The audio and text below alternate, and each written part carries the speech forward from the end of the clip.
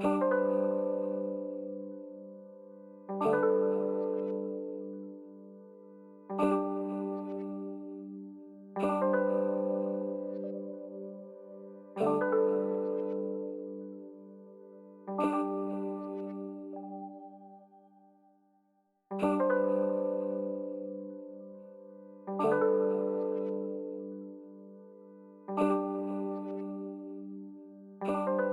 name is Chantal Laurin.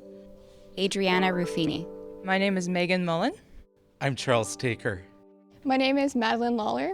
My name is Sunita Nigam. Linton Garner. My name is Shannon Deslarosbil. My name is Shelley Fequet. My name is Catherine Kohner. Hi, Shelley. Hi, Catherine.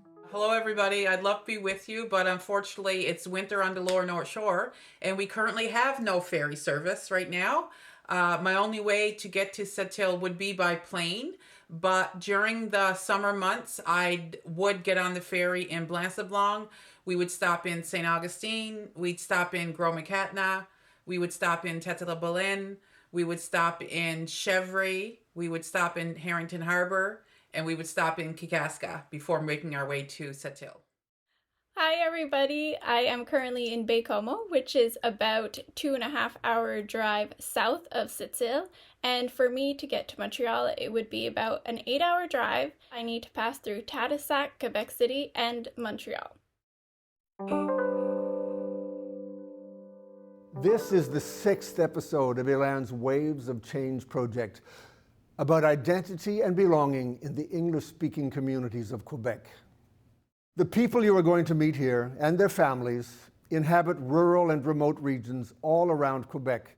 Their experience is dramatically different from the mass of English speakers living in Montreal. They'll be talking about the challenges they face, which are distinct in every region of this vast territory. They'll talk about how they seek connections with their French-speaking neighbors and with their urban cousins, and how they feel about being English speakers living in Quebec today.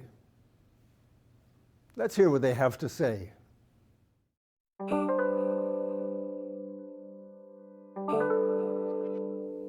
I get to see the most exotic parts of this province that most people have never seen. I've been in each of the 17 administrative regions visiting English-speaking communities. In the Lower North Shore, in the Gaspé, all throughout the Beauce region, in Thetford Mines, the townships, Western Quebec, the Laurentians, La Naudière, BTB, all of these places, and I'm probably missing a few, but have English-speaking communities.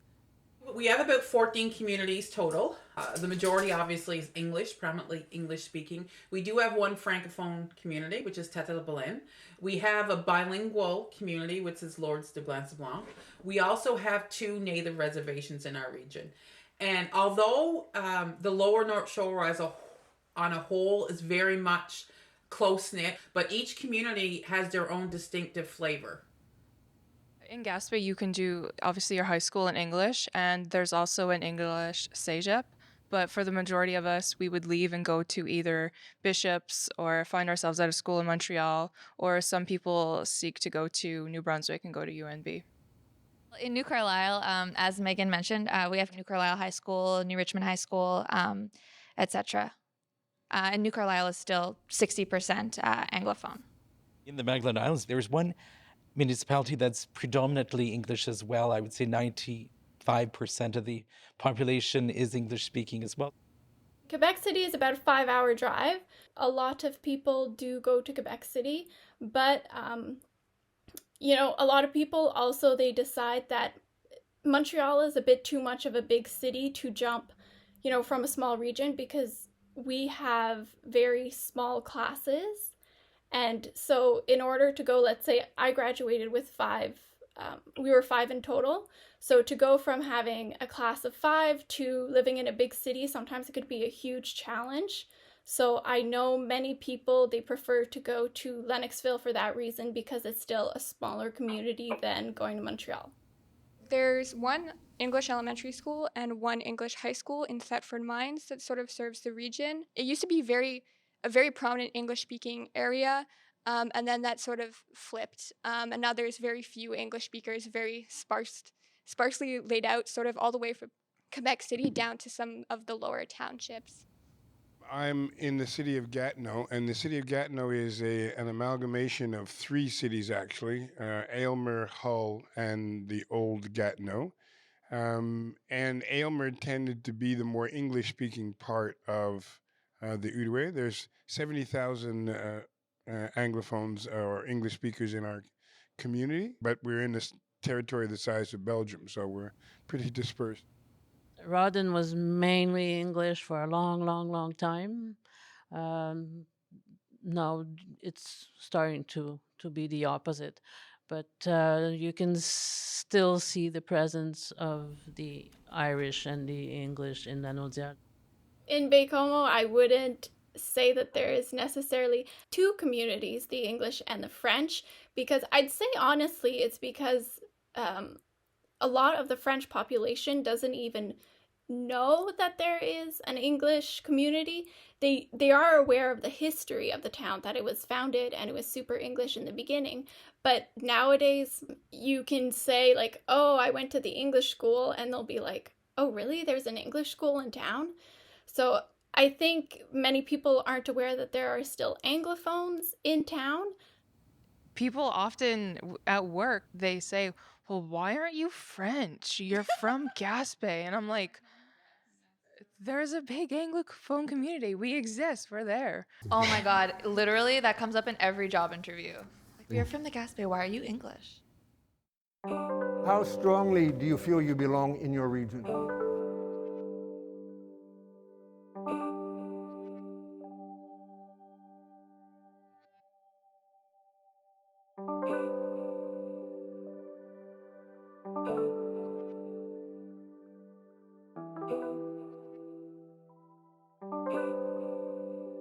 I would definitely say, back in the day, there was two binaries that defined down home, as we call it. So there was the English-French, and there was also Catholic-Protestant, which played a huge role in shaping the communities that I'm from. But they were all very insular within themselves. I'm probably the last generation of what we call endogamous families, where you married or your family was within the same community linguistic group. And so my parents, both Anglophone, and a great number of my generation were the same thing.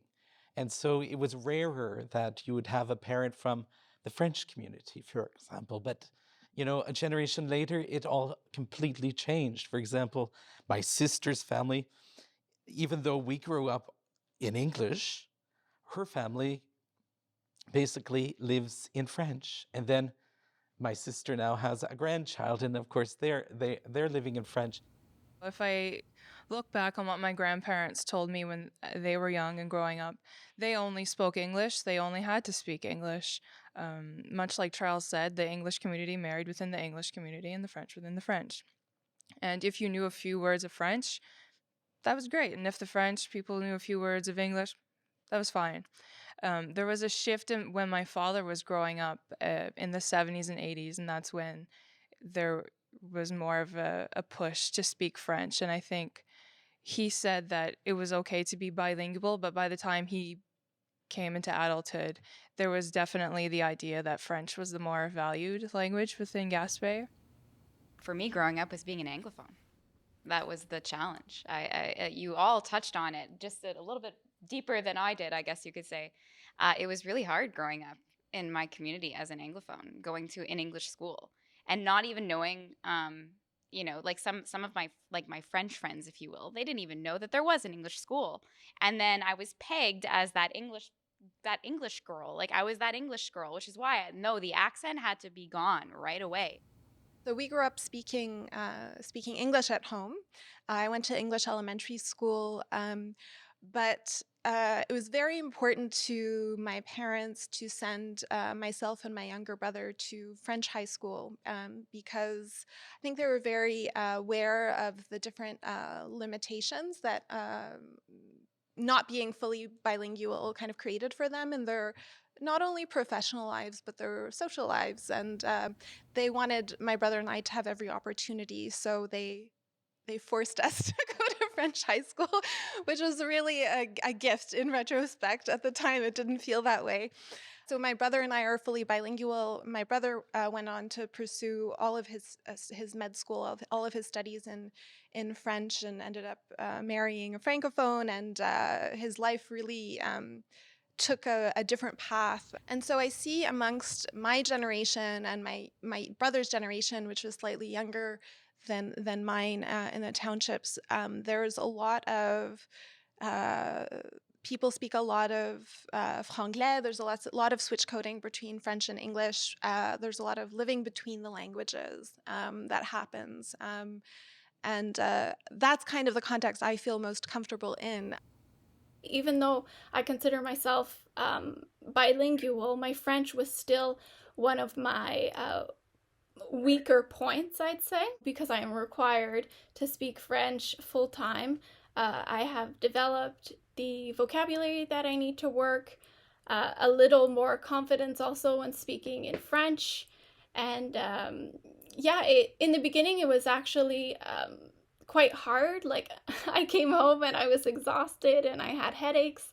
But after like 3 months, I remember I was speaking to my boss, and we were discussing, I was just using the jargon that was required with my position, and she was like, wow, Catherine, like, look at you, 3 months ago you would have never spoken like that. So it was fun to see the changes.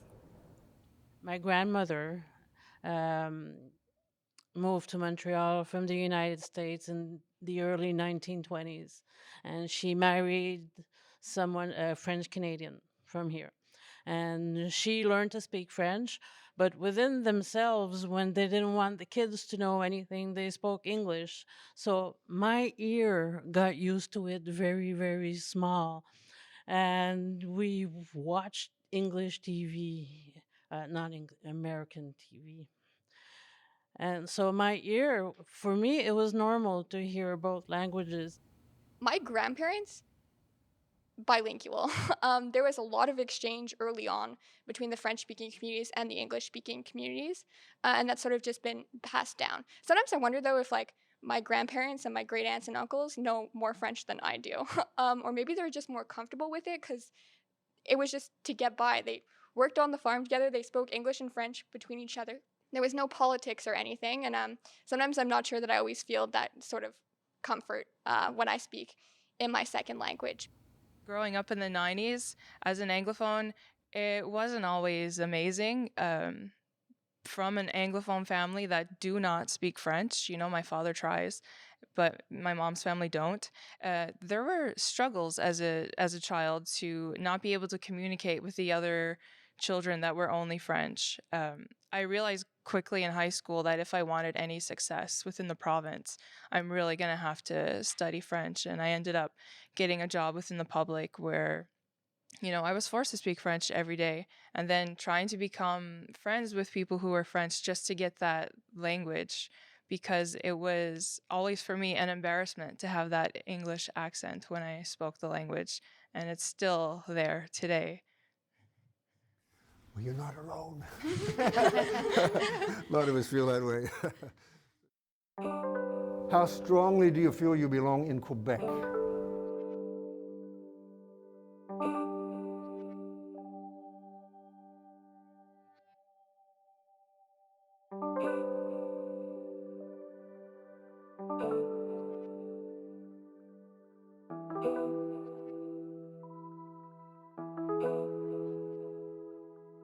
Travel is one of our huge challenges.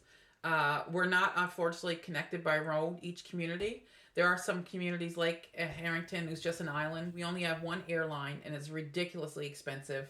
When I travel, say, to Quebec City for meetings, right? We have to leave the day before, obviously, because it takes us all day to travel. We usually have to get on the plane. Well, I do, because I live in the eastern sector. Get on the plane to Blanc Blanc, fly to Sept-Îles, wait, change planes, and either go to Quebec or Montreal, wherever my meetings is. So the air flight alone could be $2,500, and that's not counting the hotels and the meals and for a day meeting, it'll take us 3 days for 1 day meeting. this is huge in the Gaspé. The nearest hospital is about an hour from where my parents live. And even then at that hospital, the services are quite limited. So it's pretty common to hear of people getting airlifted to Quebec City 8 hours away to undergo surgeries because we just don't have the resources. If we even have them in English, we just don't have the physical doctors, nurses who are able to perform those kind of procedures in our local hospitals.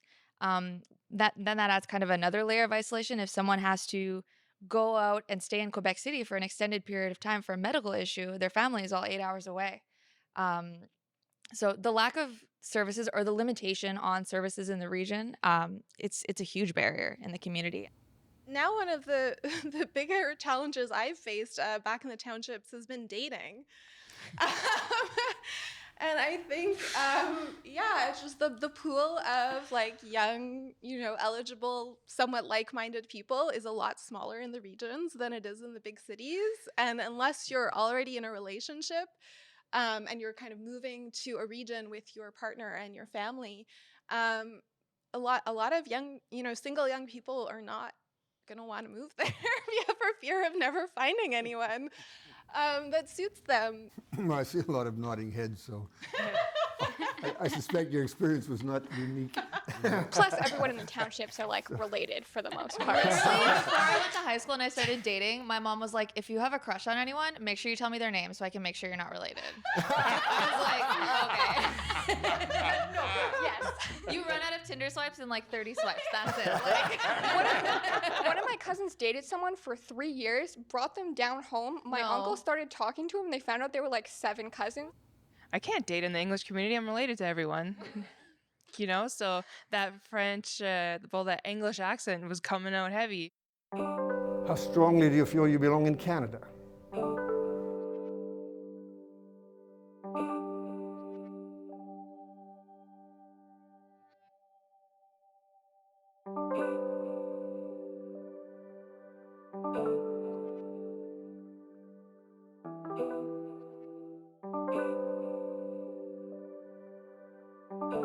Family started and still runs the first Indian restaurant in the Eastern Townships, where forever the staff that they have hired has been a really interesting microcosm of the different kind of populations that are living in the townships that doesn't correspond to a lot of the dominant narratives about what the who townshippers are.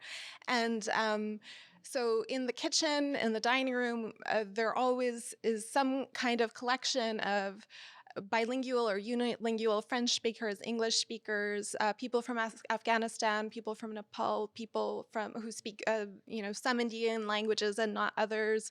Race has played a very big role in my life and the formulation of my own identity in Quebec. One of the reasons for that is this kind of assumption that because, if you're a person of color, you can't really be from here. Since 2006, there's been a 32% increase in the English-speaking population. And the Gatineau-Ottawa area has the third largest Black community in the country. And so attitudes are being forced to be changed with the influx of new people. I think there's an acceptance so far, but we do have incidents here and there. I remember even in my years when we all left for university, it was only then that people would admit to like being gay or being a part of the queer community because they've left the region, so they felt safer. But when you go back now, it's the complete opposite. Everybody is accepted for who they are, whether it's gender, whether it's sexual orientation, everything. The issues that I see arise are that of like the rights of First Nations communities right now, and they're expanding. I don't even know how to say it. They're expanding their knowledge as a community, and the Aboriginal community is really coming into its own and having their voices heard, which is a really amazing thing to hear after about 500 years, As Megan, you mentioned, a LGBTQ plus people coming out only after high school, that is exactly the same experience I had, because they did not feel safe in the community to come out at the time. The bullying would have been pretty severe. There is a lot of work being done in the communities. The Indigenous community organizations are very active in helping educate and preserve their culture and their languages on the reserve. And I think, as a community, we're starting to realize that we should be looking into these narratives to what other people experienced in Megantic and sort of what those people, how that place shaped those people as well. And I think one of the things that really brought this about too is the fact that even I'm starting to realize how much that sort of the old English names for regions are starting to disappear.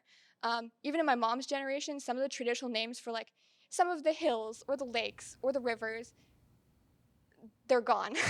And I'm only just starting to retrace them back with the help of my great uncles, my great aunts, or books that were written in the 1800s about it. And I think that's important. But I also think it's important to figure out what the local Indigenous people called those hills and those lakes and those rivers. One of the things that I saw a few years ago, CBC did this map. Where are the Anglos in Quebec? And so few people who live in Montreal, for example, believe that there are vibrant English-speaking communities that thrive outside this metropolis. And of course, a lot of what we see are vestiges of a once thriving English-speaking community. If you go through the townships especially, you see vestiges of it through the institutions that are somewhat still there, the churches that are on the landscape, schools. Quebec City, obviously, even though it's a very small minority now, has a tremendous community infrastructure left behind. But it's still a thriving and vibrant English-speaking community there. The Anglos are there. You just have to sometimes find them.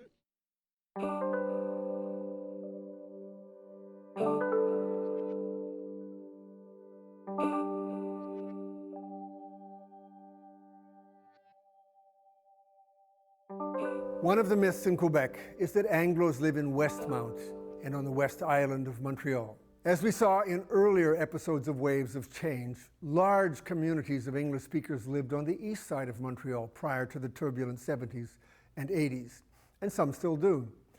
Large populations of English speakers have inhabited regions all around Quebec, working as farmers, fishers, lumberjacks, miners, and merchants. These regional communities are an important part of Quebec's history, which is steadily disappearing as young people leave for better opportunities and the old people join their ancestors.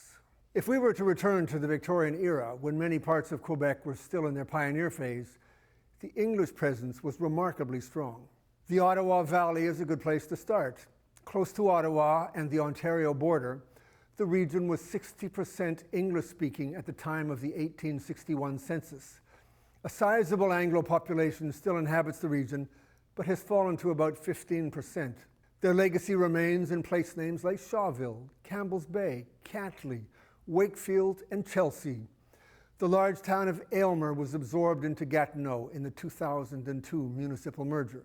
The English-speaking history of the Eastern Townships is better known. English speakers once constituted just under 60% of the population. Now they are only about 9%. Megantic County was home to large numbers of Scots who had lost their land in the Highland clearances. Until 1920, the region had the second highest number of Gaelic speakers in Canada, and church services were still conducted in Gaelic until the 1970s. Their legacy remains in place names like Inverness, Glenmurray, Kinnears Mills, Scottstown, Ayers Cliff, and Stansted.